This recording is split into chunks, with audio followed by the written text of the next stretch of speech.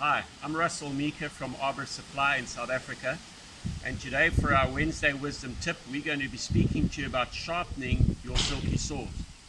There are a number of saws on Silky that can be sharpened, for instance your Sugoi, your Natanoko, your Hayuchi, your Hayate, and various others. Today I'm going to be working with the Silky Sugoi, which is a great professional silky pruning saw, really used very well for arborists and for people that want to cut through trees in a hurry. It's a 360mm blade and it cuts like butter. You must be careful though, don't cut yourself, because if you cut yourself it's going to bleed and be really painful. So please make sure to always be very careful when using it. Use it correctly and make sure that you use gloves. I work slightly differently to a lot of other YouTube videos that we've seen, in that I use a regular flat file. A lot of other people are going to tell you that you need to use a feather-edged file. However, we've done tests and we found that your flat file that you purchase from your local chainsaw distributor, whether it's a Stihl or a Husqvarna or an Echo, it doesn't matter which brand it is, works just as well. And the difference between your flat file and your feather-edged files, well, particularly in South Africa, is that your flat file costs you about between 30 Rand and 50 Rand, where your feather-edged file is going to cost you upwards of 200 Rand. So it makes a very big difference on your price. Your flat file has got safe edges, so it doesn't hurt the teeth that you're going to be using next to you, and so it works as an absolute pleasure. I'm going to move from here into our workshop facility where I'm going to rig up the saw and I'm going to show you exactly how to sharpen your saw. Alright, so here we are again. I'm Russell Mika from Arbor Supply and we're busy discussing sharpening of your Silky saw.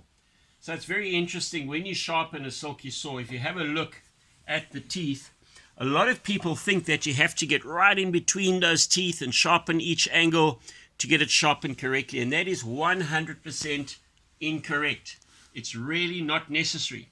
All you need to do, if you bring the camera and have a look over here, all you need to do is, you'll see there's a top face at the top of that tooth, and all you do is you're going to rest your file on top of that face and run it off at 50 degrees, and you're going to take your file with 1 or 2 or 3 clean strokes across each tooth. Remember that they're alternate cutting teeth, so you're going to do the left-hand side and then the right-hand side, or alternatively the right-hand side and then the left-hand side. Remember also to always wear gloves. These saws are incredibly sharp and a nick can cause a lot of pain.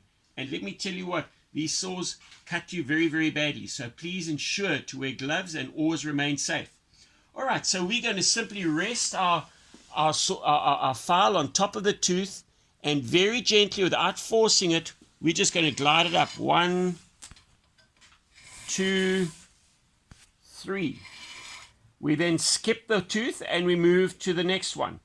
1, 2, 3. And so we go on. 1, 2, 3. Once we've done the entire blade, we're going to move to the other side of the teeth. And we will then start again. Remember, if you've done 3 strides on each tooth, you make sure that you do it evenly throughout. So we would then start on the next one, next tooth, and we would go 1, 2, 3, 1, 2, 3, 1, 2, 3.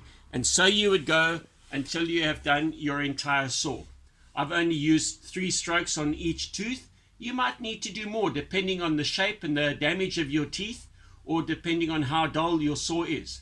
So there it is. That's a quick tip on sharpening your Silky saw. Remember, you can get your Silky saws online at www.arborsupply.co.za, or you can visit one of your nearest Silky saw dealers. Thanks for watching and have a great day cutting with Silky saws.